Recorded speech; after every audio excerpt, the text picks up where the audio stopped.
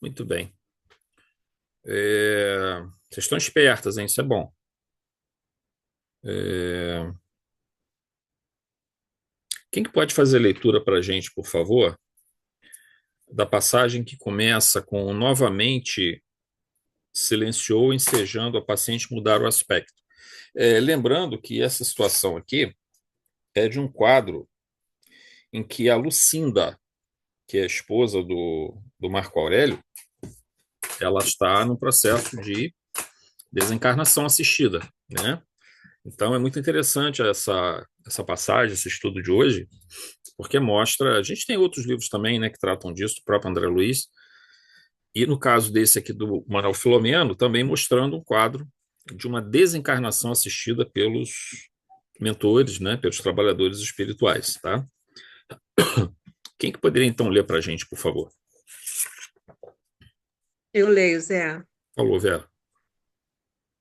Novamente silenciou, ensejando a paciente mudar o aspecto facial e emoção, agora irisada pela esperança e o reconforto moral de que se via objeto. Como imediata consequência da especial vibração que assimilava, ela entrou em relaxamento, adormecendo em seguida no invólucro carnal. Vimos-lo aplicar em todo o cérebro, especialmente no chakra coronário, energias vigorosas, através de movimentos rítmicos, deslindando os fios de manutenção das faculdades do espírito junto à usina cerebral. O dedicado médico explicou-nos com síntese. A nossa intervenção tem por objeto providenciar a morte das funções cerebrais, o que irá contribuir para a ocorrência da morte encefálica, que dá origem a sucessivos distúrbios autonômicos, metabólicos e hemodinâmicos. Esses processos de desarticulação dos mecanismos vitais promoverão a deterioração da estabilidade cardiocirculatória e da perfusão tissular, que produzirão a parada cardíaca, trabalhando-se em favor da hipertensão intracraniana, logra-se a ocorrência de alterações neuropatológicas, conhecidas como tempestade adrenérgica, que no momento nos será muito útil. Pode-se observar que o cérebro apresenta hemorragias macroscópicas e diversos graus de isquemia aguda, espalhada por ambos os hemisférios, alongando-se até o cerebelo e alcançando o tronco encefálico. Logo mais, teremos atingido a nossa meta. O processo continuava e podíamos notar que uma peculiar luminosidade adentrava-se pelo órgão quase totalmente amortecido, diluindo as antes vigorosas conexões do espírito com o corpo. Ato contínuo, ela passou a aplicar a mesma energia na área cardíaca, realizando movimentos especiais como que desatarrachando matrizes vibratórias que se fixavam ao órgão e a todo o campo em volta. Observei que o órgão pulsava desordenadamente. Enquanto operava, ele chamou-nos a atenção para o músculo cardíaco, assinalando: a notável bomba injetora de sangue para todo o organismo encontra-se desgastada. As sucessivas alterações da pressão arterial foram demasiadamente fortes para os tecidos que a constituem. A, a semelhança de uma borracha muito esticada, que é liberada abruptamente, agora apresenta-se com a textura distendida, sem a mesma plasticidade que lhe faculta as pulsações. A fibrilação auricular produz extrasístoles e, em consequência, irrigação irregular do sangue no organismo.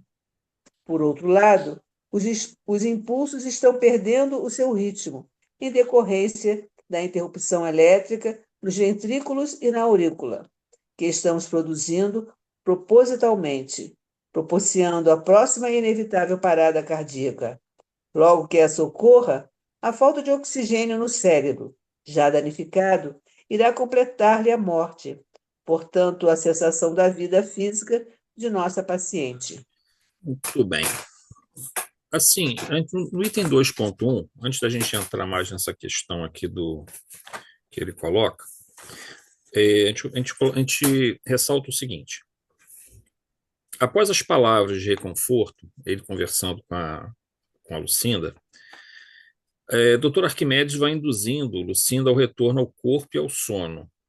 Esse sono alcança também o espírito, pois o objetivo é que ela não participe com consciência dos procedimentos que serão realizados a seguir, e também porque ela certamente será desligada do corpo, sendo mantida em sono induzido para uma adaptação mais favorável, mais favorável no plano espiritual, que muitas vezes chamamos de sono reparador.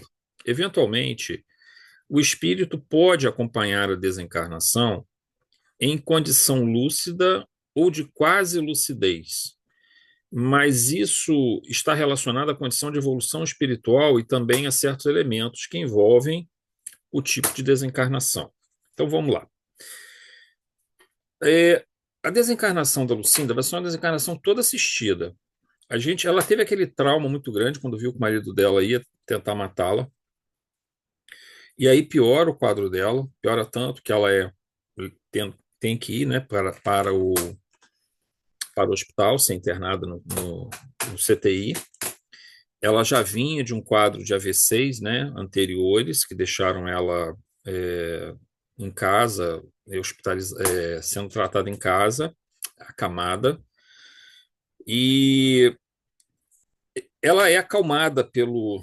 Primeiro, ele faz com que ela se desdobre um pouco, o Dr. Arquimedes, começa a conversar com ela. E dentro desse diálogo, onde ela apresenta uma certa lucidez no processo de desdobramento, né? Vejam, não é uma lucidez plena, tá? Porque dificilmente um espírito em desdobramento alcança a lucidez plena por conta da ligação com o corpo físico, tá? Mas é o suficiente para que ela perceba as orientações que ele está passando, o carinho que ele está tratando ela, isso vai acalmando ela. Então, o primeiro passo é esse, acalmá-la e fazê-la se fixar, esquecer os problemas. Vocês lembram que no estudo da semana passada,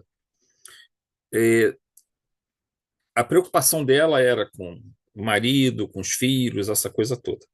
E ali, então, ele procura fazer com que ela diminua esse excesso de preocupações, ela se fixe nela mesma. E logo depois ele vai induzir novamente agora um processo de sono, na verdade. Ele vai fazer com que ela novamente retorne ao corpo, induzindo ao sono. Então, o que deixa entender para a gente dentro desse processo é que o que vai acontecer aqui é que todo desligamento do espírito acontecerá sem a participação dela, tá? Que é o mais usual mesmo. Ela vai ser mantida em sono, mas não só um sono, no sentido assim meio que fisiológico que nós temos do nosso quando o nosso espírito está ligado ao corpo e estamos dormindo e não estamos em desdobramento, porque também a gente não fica em desdobramento o tempo todo durante o sono, tá? A gente fica uma parte em desdobramento, outra parte a gente volta para o corpo, às vezes a gente sai de novo e fica esse processo. Em geral, um sono assim muito tumultuado pode indicar aí digamos, movimentos de idas e vindas do espírito em relação ao corpo, tendo vários contatos e pode gerar um pouco de desgaste, né? Psíquico e também um desgaste físico, no sentido de que não há um descanso do corpo, não se consegue obter aquele nível mais profundo, né, de, de relaxamento. O cérebro precisa entrar dentro desse processo de relaxamento para poder realizar certas funções que vão preparar o cérebro no dia seguinte, na manhã, para você acordar bem, né? Então, isso tem uma parte toda fisiológica, neurofisiológica, que explica isso, mas há uma questão espiritual importante envolvendo essa questão, né? Do desdobramento, a permanência no corpo, com quem nos encontramos na espiritualidade. Então, o que ele está fazendo aqui, na verdade, foi acalmar ela, trouxe ela novamente para o corpo, ele induz agora ao sono. O que dá a entender para a gente é que todo o procedimento será feito com ela dormindo, E após o desligamento do corpo, ela será conduzida em sono para a espiritualidade. E na Pois é. espiritualidade. Oi, Vera. Ainda bem que eles vão fazer ela dormir, porque só de ler isso eu fiquei apavorada, meu amigo, sabe? Porque tudo isso que acontece, quer dizer, acontecendo com você dormindo, né? Você está, enfim, mas você É. Ai, olha, eu fiquei apavorada, confesso. Você Não, sabe mas como é que olha eu só, sou. a gente fica meio querendo fugir dessa situação, né? Mas, assim, por outro lado, a gente também olhando sob uma outra ótica, né? A gente vê o quanto vamos dizer assim, o quanto é ampla, né? O quanto a completude da vida, vamos dizer assim, onde você está consciente ou não tão consciente assim no plano da matéria, mas ao mesmo tempo você tem vários espíritos te auxiliando nós estamos conectados com ele no plano astral, né? Ou seja, uma vida ampla, né? Que quando a gente pensa no plano espiritual, a gente não pensa, assim, a gente até pensa no plano espiritual como algo futuro, onde nós estaremos daqui a algum tempo. E, obviamente, a morte do corpo físico precederá essa ida para o plano espiritual. Mas observem que há algo muito mais profundo nessa questão. Quando a gente se volta, e esse é um ponto que começa lá atrás na codificação espírita, dentro na época da codificação, na época das comunicações espirituais, é você observar a riqueza e a grandeza de um mundo que não se resume a esse mundo material. Um mundo que está conectado a um outro e outros, na verdade, planos de existência, planos de vida, planos de consciência, e que nós nos comunicamos com esses espíritos, seja mais ostensivamente através da mediunidade, ou menos ostensivamente, mas ainda assim de uma maneira contínua, muito importante, é, através da intuição, né?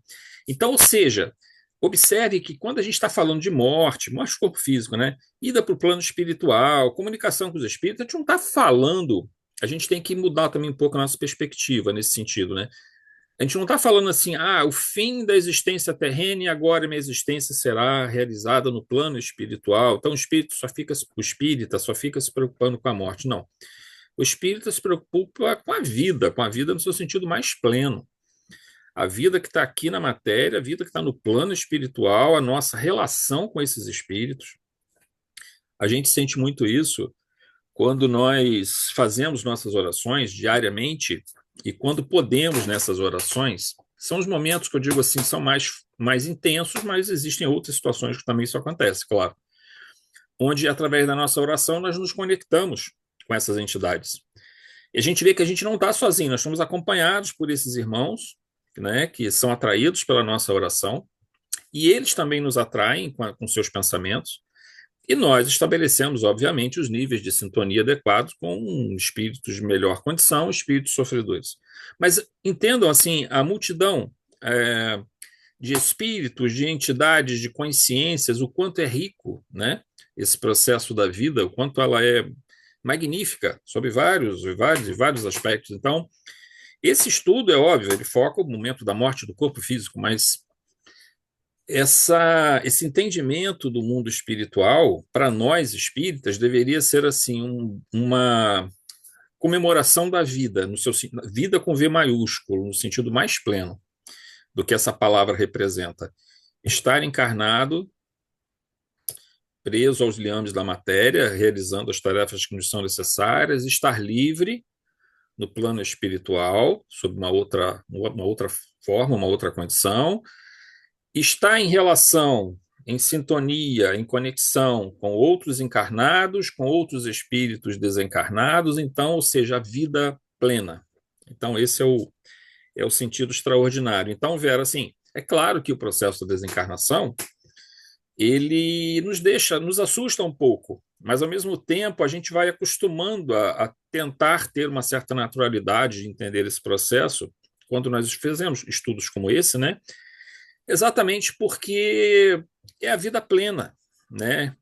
A gente vai desencarnar, vai para o plano espiritual, aí vamos planejar de novo nossa vinda, com objetivos, inclusive em relação a entes queridos que podem estar precisando de ajuda, outras tarefas que temos que fazer em nosso próprio benefício também, e a vida vai seguindo esse rumo.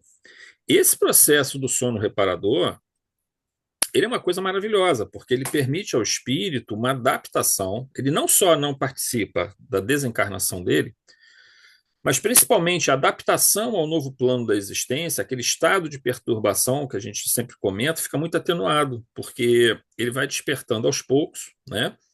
E aí, dentro desse despertamento gradual, vai dando tempo de uma adaptação, ele vai recebendo passes, né? Mas a gente sabe que nem todos os espíritos, aliás, eu diria que a maioria não, talvez a maioria, ou metade, sei lá, não consegue essa condição aqui. Por quê? Um espírito que não tem merecimento, um espírito que está totalmente, a mente dele totalmente apegada à matéria, e em total desequilíbrio emocional, desequilíbrio que eu me refiro assim, numa transgressão contínua das leis divinas, uma consciência culpada, é, o extravasamento só das sensações e não a busca de algo mais significativo na vida. Um espírito que não tem ninguém intercedendo por ele praticamente, porque ele não criou laços, que era um dos fundamentos, uma das razões da nossa existência, né? Criar muitos laços com encarnados e desencarnados, né? Criarmos relações de carinho, de amizade. Há uma riqueza muito grande a ser explorada, né? E a isso nós chamamos merecimento, fazer boas obras, e tudo isso nos qualifica, de certa forma, se formos capazes de fazer isso, a termos esse benefício do sono reparador.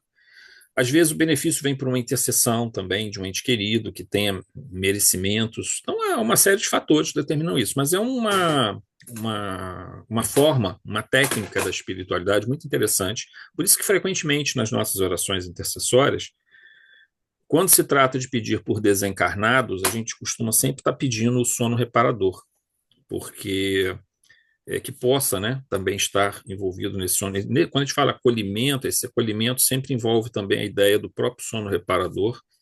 Às vezes a gente fala isso mais assim, ostensivamente, de uma forma mais explícita, mas está sempre implícito que a ideia é que o sono reparador venha. E às vezes o espírito não precisa do sono reparador, ele está tão lúcido que não há necessidade. E às vezes o espírito está tão lúcido que ele participa do processo da desencarnação. É um espírito tão desprendido da matéria que ele está num sentido assim de tanta bondade que ele trouxe, que ele consegue participar do processo da desencarnação ajudando. Isso aconteceu naquele livro acho que é Fábio, né? Naquele livro Obreiros da Vida Eterna, um deles participa praticamente naquele processo onde 5, né, foram assistidos no processo de desencarnação, acabou sendo 4, mas eram 5 que iriam ser assistidos. Ele praticamente quase participa do processo da desencarnação dele, já chega no plano espiritual totalmente lúcido ali do lado do corpo. Então, devido à bondade espontânea que ele trazia, as reflexões espirituais que ele fazia, ao desapego, total desapego, não só desapego material, desapego também, é, vamos dizer assim, familiar. Não o desapego no sentido de não gostar, é o desapego no sentido de não se sentir possuidor, né? Que é aquele egoísmo que nós temos em relação aos entes queridos, né? E ele foi, esclareceu os filhos, esclareceu a esposa que ele teria que partir, mas que eles iriam se reencontrar, que eles não, entendeu? Então ele preparou a família dele toda. Então, um indivíduo realmente assim diferenciado. E ele participa com muita clareza dentro desse processo, né, da desencarnação dele. Então, mas não é a minoria. A minoria. A maioria, de fato, nós é bom que a gente seja induzido ao sono, né? Nesse processo, para a gente não não atrapalhar, não atrapalhar a Pois é, desencarnação. Oi, Viera. mas é isso mesmo, porque senão eu, por exemplo, vou começar a me debater, vou ficar nervosa. Tem que me dar um sono bem Vai dar profundo. um E, sossega-leão em você lá, vai dar um passe, e, você vai amigo, dormir. amigo, reza bastante para mim quando eu for, hein? Pelo amor de Deus. Por todos nós precisamos estar Amém. recebendo intercessões, né? Sempre é bom, sempre bom. A oração é sempre uma bênção para todos nós, né? José, Isso aí. Oi, a Ana. Vera, eu acho que a Vera participou daquele enterro egípcio. Ai, Jesus. Os empregados iam morrer junto com... É os Aí, escravos, ia tudo junto para servir lá do outro lado. e ela ficou lá dentro da pirâmide. Aí ela não sabia que ela estava. Ela tem esse medo até hoje, coitada. Pois é. Bom, vamos lá, 2.2. Aqui não nos deteremos nas explicações técnicas, né, narradas pelo autor espiritual a respeito dos procedimentos do Dr. Arquimedes. Apenas faremos em breve comentário um procedimento complexo que. Deixa eu só colocar o pau. Complexo em que, primeiramente, inicia-se visando a paralisação de funções cerebrais. Essa é a parte mais importante do processo, né? Para que tenha uma desencarnação assistida, normalmente, o primeiro passo a ser feito é começar a trabalhar a região do cérebro. Mas isso varia muito, tá, gente? Às vezes, se o cérebro estiver absolutamente intacto, porque o cérebro dela já está muito lesionado, uma série de lesões neurológicas por conta dos AVCs que ela teve, né? Talvez, se o cérebro dela tivesse em perfeitas condições, a melhor forma, e aí eu boto um grande talvez aqui, tá, gente? Porque aí vai depender caso a caso. Mas se o cérebro dela estivesse em perfeitas condições, fazer todo um processo de paralisação ou alteração muito grande da função cerebral, talvez não fosse o melhor caminho. Talvez o melhor caminho fosse produzir a parada cardiorrespiratória, induzir a parada cardiorrespiratória. Talvez sim, uma ação no cérebro para fazer o que ele chamou aqui, por exemplo, da tempestade adrenérgica, né? Que na verdade é uma carga muito grande, uma descarga de adrenalina muito grande, para que o batimento cardíaco aumente muito e possa ter a chance de uma parada cardiorrespiratória ali, que é a forma mais eficaz de se produzir uma desencarnação. Agora, observe uma coisa: ela está num ambiente hospitalar onde os médicos vão tentar a ressuscitação e, ao mesmo então, se eles tentam fazer a parada, só a parada cardiorrespiratória, talvez a ressuscitação, se eles fossem direto para a parada cardiorrespiratória, talvez a ressuscitação pudesse ser feita e atrapalhar de novo o processo e fazê-la sofrer com isso, né?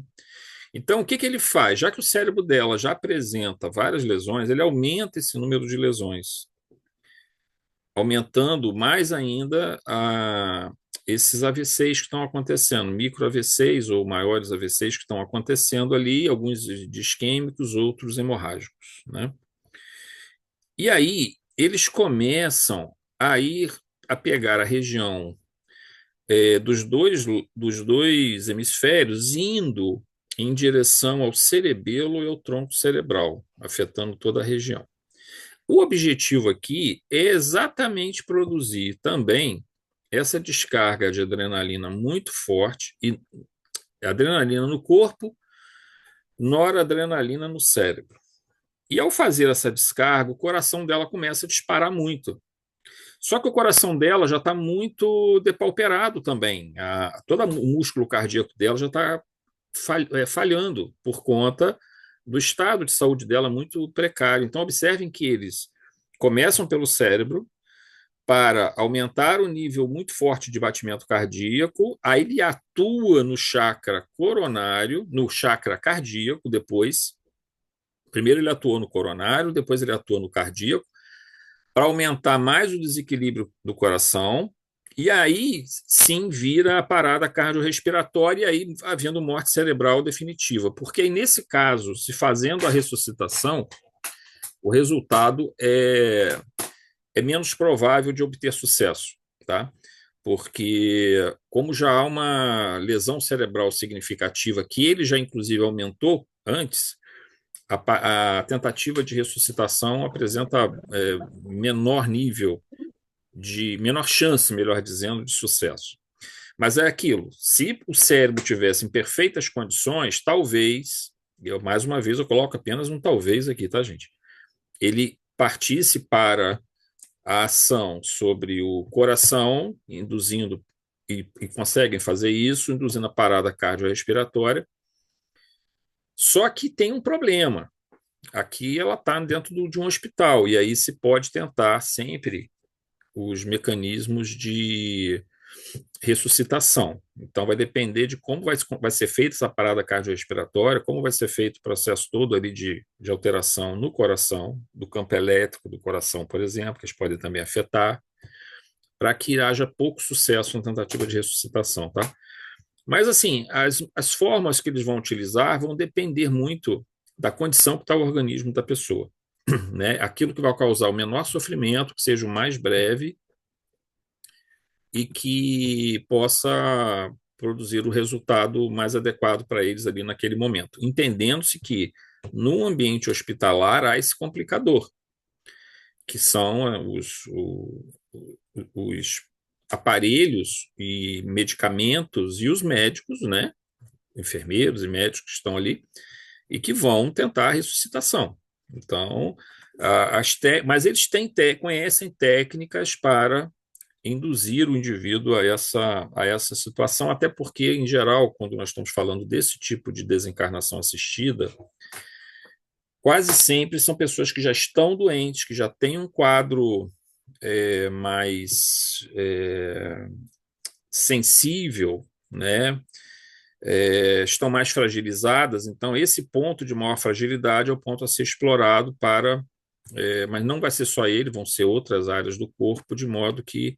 Então, ou seja, na verdade, esses espíritos, como o doutor Arquimedes, eles têm um conhecimento profundo também da própria fisiologia humana, né, do corpo físico, como eles vão atuar, né? Isso exige uma técnica, um conhecimento. Existem muitos espíritos que trabalham só nessa forma, ajudando o processo da desencarnação para que tenha quando é o caso de uma desencarnação assistida. Nem todas as desencarnações são assistidas, tá, gente? Isso aqui é porque ela teve merecimento para isso, tá? Mas muitos de nós teremos as nossas desencarnações assistidas, tá? O que significa que o processo vai ser facilitado para que haja menos sofrimento por parte do espírito. Só que, às vezes, é necessário que o espírito se mantenha ligado ao corpo por mais tempo ainda. E esse processo seja mais demorado por conta dos apegos que o espírito, às vezes, teve à matéria. Então, mas cada caso é um caso. Aqui a gente está mais preocupado nesse momento com o procedimento que foi feito em si, né? Agora, as questões que envolvem, por exemplo, um indivíduo muito materializado, muito apegado à matéria, com muita vitalidade, que ele não consegue diminuir essa vitalidade num sentido assim de deixar a mente dele mais, como é que a gente pode dizer, mais voltada para outros valores que não sejam só os valores no plano da matéria. Esse espírito ele impõe dificuldades ao processo da desencarnação.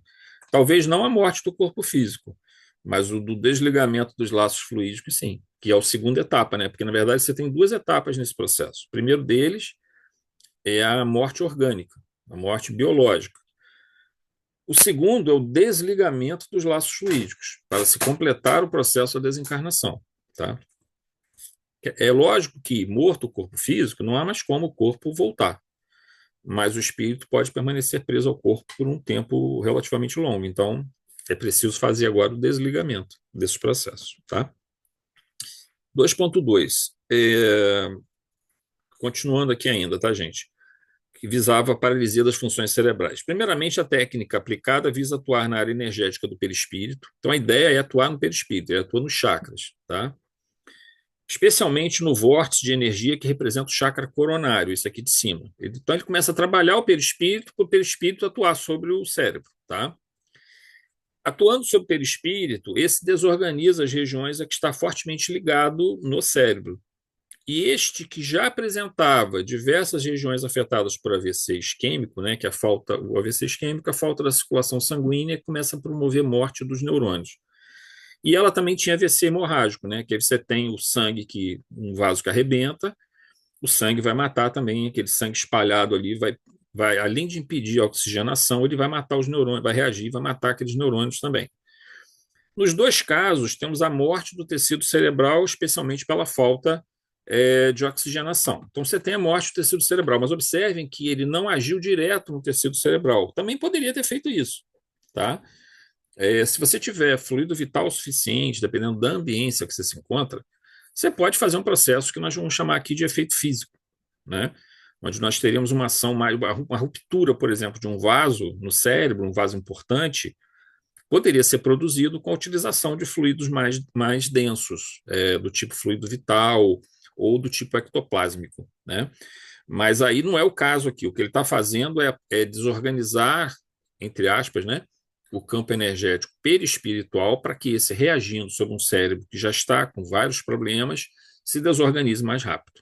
Então, esse até eu diria que é um tipo de desencarnação menos problemática para os mentores, porque o cérebro já está muito fragilizado.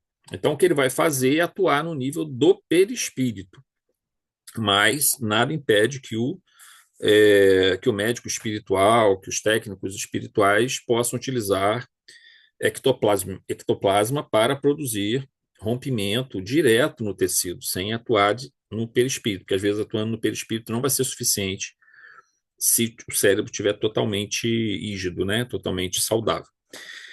2.3. O passo seguinte envolve procedimentos no chakra cardíaco, onde o objetivo parece ser diminuir a capacidade do coração de suportar o aumento de adrenalina no sangue, que foi aquela tempestade adrenérgica, né, que ele tinha comentado antes. Quando deu aquela tempestade adrenérgica, o cérebro jogou muita noradrenalina, então dispara um monte de funções cerebrais, e, ao mesmo tempo, dispara adrenalina no sangue. As glândulas responsáveis pela produção de adrenalina começam a produzi-las, né? Vem o comando do cérebro, elas começam a jogar, coração dispara, o coração dela já estava bem enfraquecido, então a ideia ali é produzir a parada cardiorrespiratória. Pelo aumento do ritmo cardíaco, mas pelo estado de fraqueza do músculo cardíaco e pelo funcionamento irregular do coração, em razão também dos sinais desordenados que o cérebro estava enviando, ocorre a sobrecarga do funcionamento do órgão, visando a parada cardiorrespiratória e a morte do corpo físico, tá? Até aqui a gente fala assim, mas é um estudo meio sinistro, né? Como é que se mata uma pessoa, né? Não, gente, aqui é um ato de misericórdia, de compaixão, né? Ele está evitando que ela... É que nós falamos, né, cara? Ele antecipa, em função de tudo que aconteceu, eles antecipam até um pouquinho a desencarnação dela, porque não há sentido ela ficar sofrendo, né? Ela já cumpriu a tarefa dela, o que tinha que ser feito, o sacrifício que ela tinha que fazer, e agora eles estão ajudando ela. O espírito dela está vivo, é o corpo físico que está sofrendo esses abalos, somente o corpo físico. Ela está preservada, ela segue o caminho dela para o plano espiritual, e com o auxílio que ela está recebendo, com todas as condições de despertar lá em situação muito, muito, muito favorável. Quem dera que nós possamos, quando chegar o nosso momento, né, de retornar à pátria espiritual, nós possamos ter um doutor Arquimedes junto de nós, um José Petitinga, um Manuel Filomeno junto da gente, mas existem muitos outros irmãos que se especializam nesse gênero de tarefas, né, no plano espiritual. E por isso que a gente fala essa questão também, gente, o quanto é importante para nós espíritas, que conhecemos pelos relatos, né, que nos são trazidos, todo esse trabalho com tanto carinho, com tanto envolvimento que é feito pelo plano espiritual, porque, vejam, cá para nós, esses espíritos aqui podiam estar, sei lá, vivendo a vida deles lá no plano espiritual, né? Vai morrer mesmo, vai desencarnar mesmo, ele ia desencarnar de qualquer forma, ia demorar mais, ia ser mais trabalhoso, mais demorado, ele ia sofrer mais. Eles estão vindo por amor, né? Por um senso de dever de diminuir o sofrimento do próximo. E, ao mesmo tempo, isso cumpre todo um planejamento que está sendo feito para ajudá-la, porque ela se comprometeu a ajudar o Marco Aurélio e os filhos que eram, digamos, vítimas do Marco Aurélio, que ele recebeu como filhos. Ela fez tudo que ela podia fazer. Então, o mínimo que a espiritualidade pode fazer por ela agora é dar toda a ajuda a ela e trazê-la de novo para o plano espiritual da maneira mais. Pode parecer para a gente assim meio estranho, que a gente fica olhando o corpo, né, sofrendo todas essas coisas, cérebro, coração. Gente, é só matéria. Vai ficar para lá. O espírito segue em frente com toda a sua luz rumo a Deus, né? A uma jornada. Vamos reencarnar um monte de vezes ainda, né? Não adianta a gente nem pensar que vão ser poucas reencarnações, vão ser várias que nós vamos ter ainda. Graças a Deus, ótimo que nós tenhamos várias reencarnações, porque vamos aprender muito, mas o importante que eu queria falar com vocês é o seguinte: é o nosso papel ao lado de um moribundo, de uma pessoa que está passando por essa situação.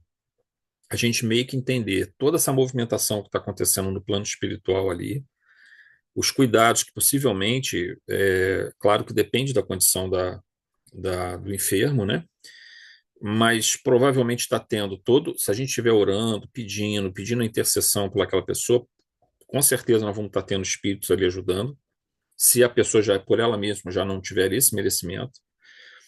E aí o nosso papel, a gente está vendo o seguinte, estamos observando o seguinte: se por um lado você tem vários espíritos ali em torno da pessoa, realizando procedimentos para que essa desencarnação ocorra da melhor forma, para que haja o mínimo de sofrimento e o máximo de lucidez, ou pelo menos a recuperação da lucidez no plano espiritual, qual é o nosso papel?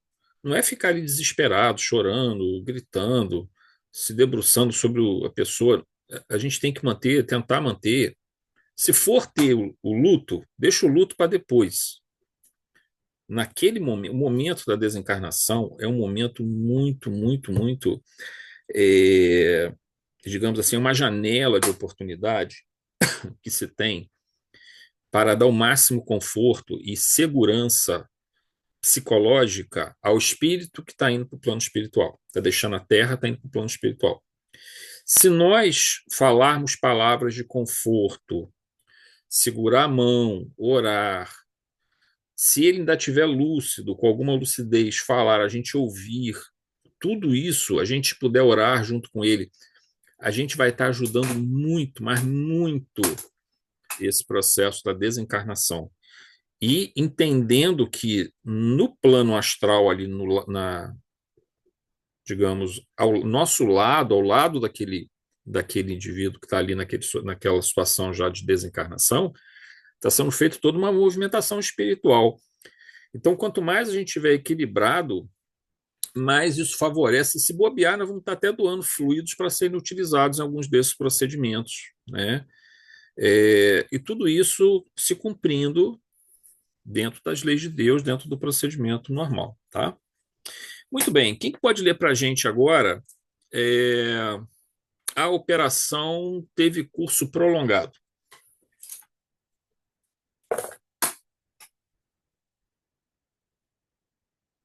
Eu leio, Zé. Falou. Mônica, lê para a gente então. A operação teve curso prolongado, ensejando-nos acompanhar o esforço dos diversos órgãos para prosseguir nas suas funções, cada vez mais deficientes, até a cessação, uma após a outra, por completo. Quando ocorreu a parada cardíaca, o monitor disparou, atraindo o enfermeiro e logo depois a cardiologista, que deram início ao processo de ressuscitamento por massagens, prosseguindo com os aparelhos específicos, aplicando choque e respirador automático. Tudo em vão, naturalmente, porque o fenômeno era desencadeado de nossa esfera para o mundo físico, antecipando um pouco a ocorrência normal. Embora pudéssemos ter acompanhado a morte fisiológica, a desencarnação total ainda não houvera acontecido. Os vínculos perispirituais permaneciam e começavam a afrouxar-se. Dando continuidade ao processo, o hábil médico trabalhava os laços fluídicos, de forma que os dissociasse com muito cuidado. À medida que dava continuidade, podemos ver a exteriorização das energias físicas, a princípio muito escuras e densas, tornando-se mais etéreas e sutis, avolumando-se exteriormente, enquanto o perispírito era liberado das artérias, veias e vasos, cuja corrente sanguínea que lhe servia de suporte decompunha-se.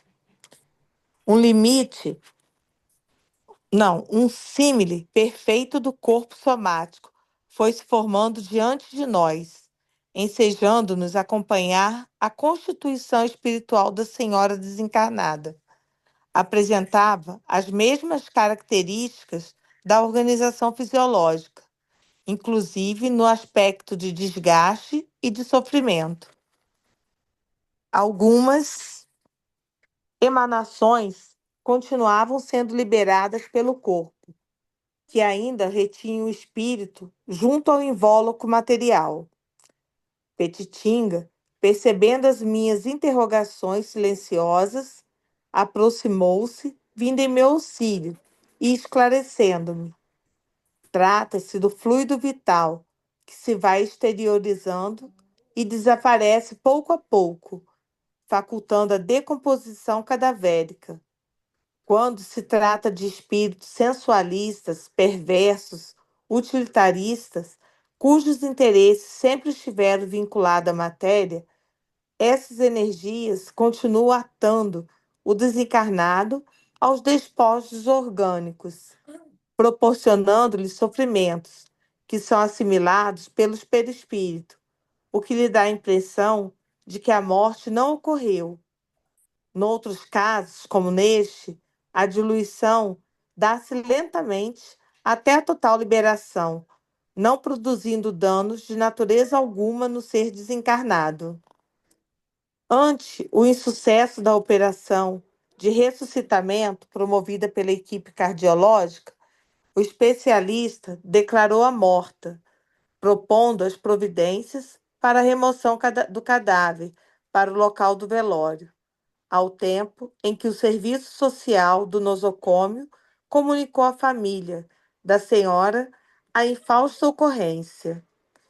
Os filhos, bruscamente despertados para a realidade dos últimos acontecimentos, que culminavam na irreparável perda da mãezinha, foram acometidos de sincero sofrimento, pela primeira vez, percebendo a grandeza daquela que a tudo renunciara em favor da harmonia doméstica e da felicidade deles. Sentia-se agora inseguros em torno do futuro, em face das difíceis conjunturas que se lhe apresentavam de uma só vez. Afinal, a vida física é impermanente e tudo nela está sujeito a fenômenos inesperados, por mais se lhe programe de forma otimista e tranquilo o transcurso. Muito bem.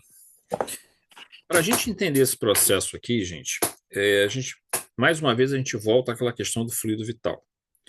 Quando nós temos a concepção, né, a junção do óvulo e do espermatozoide, se forma o ovo, e ali se inicia um processo natural de multiplicação celular. As células vão se multiplicando. Aqui está dentro de uma estrutura, né, de células-tronco e tal, e ali começa o perispírito, ele vai se ligando aos poucos a cada uma dessas células novas que vão se formando ali, nessas duplicações consecutivas. Só que, para que isso aconteça, é preciso que vá se agregando, e aí é importante a gente entender isso, o fluido vital, que ele é um fluido que ele está meio que espalhado na natureza. E esse fluido vital, que também participa, a gente, por exemplo, quando fala de passe magnético, a gente utiliza, como a gente já comentou outras vezes, a gente utiliza a irradiação perispirítica, né, através da oração, através da expansão do perispírito, da concentração. Isso não estamos falando nem do trabalho da espiritualidade no passe, tá? Estamos só falando do nosso papel ali como passistas. Mas também liberamos fluido vital, um pouco de fluido vital. Então, nesse campo áurico, né, que a gente chama que essa aura que se forma em torno de nós temos uma irradiação perispirítica, ou seja, uma expansão do perispírito, um pouco de liberação de fluido vital, e temos um campo eletromagnético, principalmente em torno, assim, mais da nossa pele, das regiões mais externas do corpo, que em razão das inúmeras reações químicas que se formam, a movimentação a reação química só se dá por saltos dos elétrons nas diversas camadas dos átomos, e toda vez que o elétron salta de uma camada mais externa para uma mais interna, ou de uma interna para uma mais externa, ocorrem liberações de energia, tá? De campo eletromagnético. Então, a nossa aura é isso, é uma mistura de campo eletromagnético com fluido vital, com fluido perispiritual. Tá? A grosso modo, seria mais ou menos isso. Esse fluido vital, ele está preso nas células, né, na matéria biológica, e preso também no perispírito, na camada mais externa do perispírito. Então, nós comentamos que no perispírito nós chamamos essa camada de fluido vital de duplo etérico. Tá? Então, nós temos o perispírito, mas o perispírito tem uma camada mais externa chamada duplo etérico, que ela agrega esse fluido vital. Então, na verdade, a conexão do perispírito com as células se dá, em boa parte, com a ajuda desse fluido vital. Quando ocorre a desencarnação, começa a ocorrer, por morte das células, a perda desses fluidos, mas é preciso também que esse laço perispirítico, que são como se fossem laços de energia que ligam as células, estão ligadas às várias células, eles precisam ser também desligados. É claro que numa situação em que o tempo vai passando e as próprias células vão se decompondo, mas isso demandaria mais tempo, esse desligamento acabaria por ocorrer. Mas os espíritos, numa desencarnação assistida, eles vão desligando os pontos mais assim fortes de ligação. Por exemplo, as regiões de chakras. Em geral, os chakras, eles estão no corpo físico, eles são grandes formações nervosas, são grandes entroncamentos nervosos. No perispírito, ali se forma uma espécie de um vórtice de energia que atua junto com essa ação elétrica intensa desses feixes nervosos, porque todo chakra ele é um conjunto, ele tem uma formação de nervos mais intensa, né? E função fisiológica e tal também muito importante. Então, em geral, se vai produzindo esses desligamentos dos laços fluídicos na região dos chakras, mas em outras regiões corporais também. Quando isso começa a acontecer, você tem a perda do fluido vital, que estava na camada mais externa do perispírito, portanto, do duplo etérico. O espírito, ao chegar totalmente no plano espiritual, ele não tem mais fluido vital com ele, não deve ter. Ele perde esse duplo etérico. E o corpo físico perde fluido vital também. Tanto o perispírito quanto o corpo físico vão perdendo fluido vital. Então, o que vai acontecendo? Vai se formando como se fosse uma massa de fluido em torno do corpo ali, que está desencarnando, e esse fluido vai retornando à natureza e vai se dissipando. Em geral, alguns médiuns conseguem observar esse fenômeno. Isso nós temos narrativas dos espíritos e temos narrativa de médiuns que observaram a desencarnação de determinadas pessoas. Você tem a formação como se fosse uma nuvem que vai surgindo assim de fluidos, que é o fluido vital, que ele vai se desprendendo do corpo e vai se dissipando pelo ambiente. E, ao mesmo tempo, vai se formando ao lado do corpo um símile, como ele fala aqui, uma estrutura similar ao próprio indivíduo, que é nada mais, nada menos que o espírito que, saindo do corpo, agora ele começa novamente a aparecer o seu perispírito, novamente, começa a formar o seu perispírito, que agora não está mais ficando ligado ao corpo, ele vai sendo desligado. Então, simultaneamente ao desligamento, vai surgindo o espírito, novamente com o seu perispírito, e o corpo, as partes onde perdeu o fluido vital e perdeu a ação, a ligação do perispírito, inicia-se ali um processo até mais rápido, inclusive, da decomposição cadavérica. Tá? Quanto mais rápido esse processo de desligamento, mais rápido o corpo vai ter decomposição cadavérica. Tá? A não ser que haja muitas substâncias que o indivíduo teve que tomar, medicamentos e tudo mais, virando alma do outro mundo, é mais ou menos isso aí. Ó. Medicamentos, etc., poderiam afetar isso, mas a presença de muito fluido vital e da ligação do espírito à matéria atrapalha, demora para ocorrer se o espírito for muito materializado, né? Muito como ele coloca aqui. Então, no item 3.1, todo o procedimento foi demorado e laborioso, procedimento para produzir a desencarnação dela, né? Mostrando quanto os espíritos superiores e inúmeros trabalhadores espirituais nos envolvem, nos protegem e trabalham para o nosso bem. Um típico exemplo da misericórdia divina em ação, pois até em um fenômeno como a morte, ao qual temos de forma ancestral o receio, e dela fugimos, né, botamos entre aspas aqui, e tem que ser assim, gente, porque para nós estarmos encarnados, sairmos do plano espiritual e ficarmos aqui na matéria, é preciso se desenvolver um senso de preservação da vida, né? Um instinto de sobrevivência. Esse instinto de sobrevivência nos deixa com muito medo da morte. E também o fato de termos nos adaptado à nossa vida aqui, o nosso ego, nossa persona, que se adaptou a essa estrutura. Então, nós temos que sair dessa zona de conforto para encarar uma nova realidade, que é a realidade espiritual. Mas a nossa personalidade se mantém mais ou menos parecida, só que ela não tem mais o corpo físico, né? Então, e mais as coisas que nos cercavam, que nós estávamos envolvidos de alguma forma, que nos pertenciam, entre aspas, né? Então, há uma adaptação muito grande que precisa ser feita, né? E nós temos medo dessas mudanças muito abruptas. É natural esse processo, não tem nada de errado nisso, é um processo natural. Tá? É apenas porque os espíritos, à medida que eles vão evoluindo mais e precisam reencarnar, esse processo de desencarnação para eles é muito tranquilo, muito, muito tranquilo. E ali encontramos a vida pulsando em sua forma verdadeira. Deixa-se o invólucro mais grosseiro e o espírito se reveste do invólucro mais sutil. E tudo isso com auxílio de muitos irmãos espirituais que mostram imensa interconectividade ao qual estamos submetidos, todos estamos submetidos. Essa interconectividade significa o seguinte: nós estamos ligados o tempo todo a inúmeros irmãos no plano espiritual. Então, quando a gente fala de plano espiritual, a gente não está pensando em morte, a gente está pensando em vida, vida plena, vida em abundância, porque o mundo está repleto de vida, nessa e nas outras dimensões, e especialmente a dimensão mais próxima a nós, na qual nós nos relacionamos com muita intensidade, conforme o próprio Livro dos Espíritos coloca, né, essa influência que os espíritos exercem sobre nós e influência que nós exercemos sobre os espíritos também, né? São dois mundos que se interconectam e se influenciam reciprocamente com muita intensidade. 3.2. Logo a seguir ocorre a parada cardiorrespiratória, as tentativas de ressuscitação foram infrutíferas. Mas, morto o corpo físico, começa o processo definitivo da desencarnação, com o desligamento dos laços perispirituais. Ali ele vai sendo ajudado pelo Dr. Arquimedes, né? O Dr. Arquimedes auxilia nesse processo, demonstrando grande prática e habilidade nesse tipo de tarefa.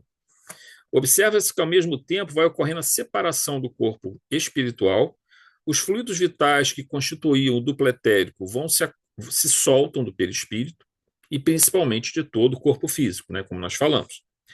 Esses fluidos vão se acumulando ao lado do corpo e, progressivamente, vão se dissipando, sendo devolvidos à natureza.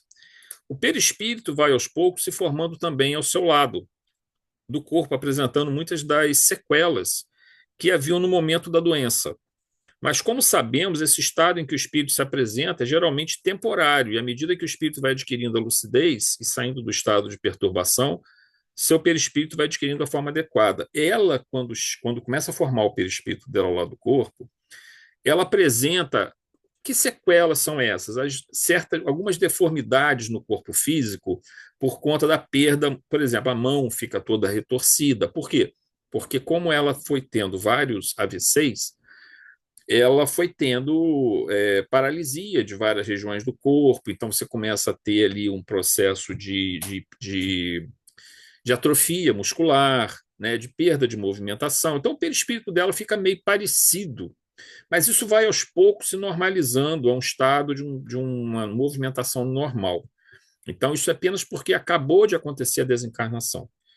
Mas como é uma reencarnação assistida e ela vai ser submetida, está sendo submetida a esse processo de sono reparador, o corpo dela, à medida que, digamos, seria mais ou menos assim, vamos imaginar, mais ou menos essa ideia.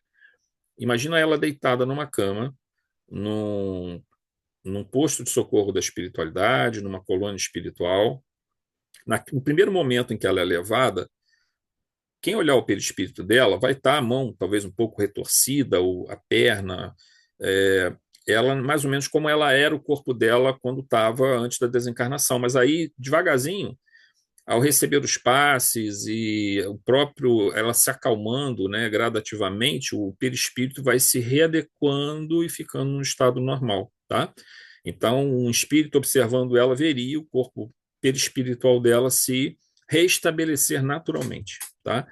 E tão mais rápido quanto for o nível de equilíbrio e lucidez que ela alcance, tá? 3.3.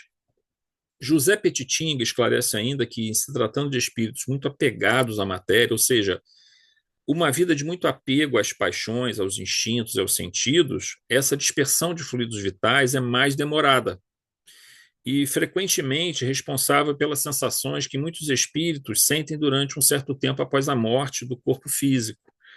É claro que aqui também existe outro problema, que é o do não desligamento dos laços fluídicos do perispírito assistido por mentores, de forma como vimos no caso de Lucinda.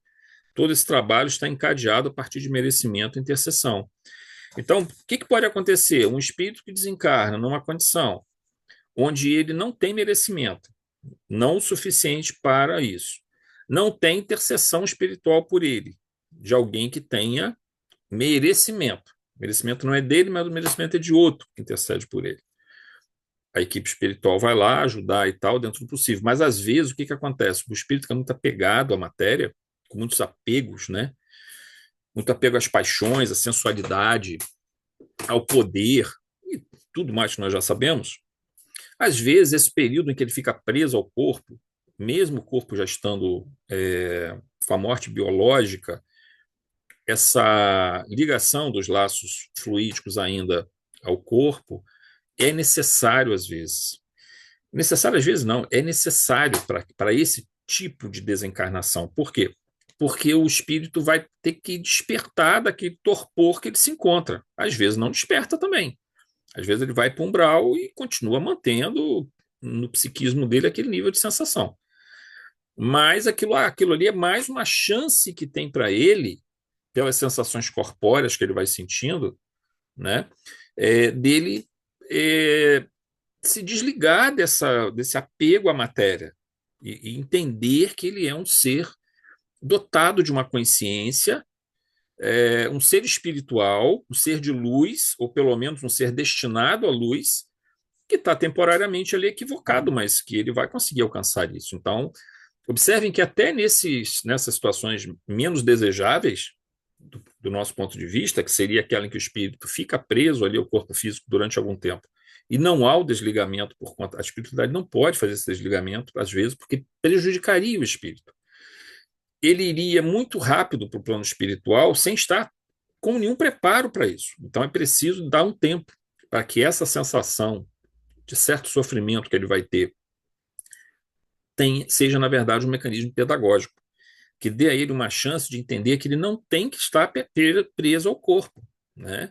Então, desperta nele sensações de outras vidas e de outros momentos que ele já teve no plano espiritual que vão despertar nele a consciência de que ele é um ser espiritual. Então, mas às vezes, mesmo com isso tudo, o espírito às vezes não aceita, ele se fecha naquele tipo de pensamento.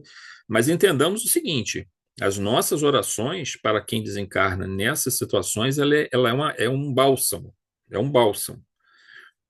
Toda a energia direcionada para esses irmãos ajuda muito no primeiro momento que aquela onda de energia que é a oração, que é o pensamento chega, para eles traz os suicidas, por exemplo, para eles traz uma paz muito grande naquele momento. Tudo bem, cessada aquela oração, volta de novo um pouco aquela sensação de sofrimento, mas ele teve uma sensação de paz. Então, ele agora consegue compreender que ele pode ter a paz ou o sofrimento. E isso é muito importante, ter esse nível de comparação, para que ele não fique achando que ele só pode viver no sofrimento. A nossa oração, e daí a importância da oração intercessória, é exatamente alcançar essa entidade. Porque quando ela começa a perceber que ela pode alcançar a paz, ela pode começar a querer realmente buscar a paz e tira ela daquele estado de torpor. Muitas das vezes o espírito está nesse estado de perturbação, nesse estado de torpor. Então, a oração direcionada a essas entidades, a esses espíritos, vai ajudar muito, gente.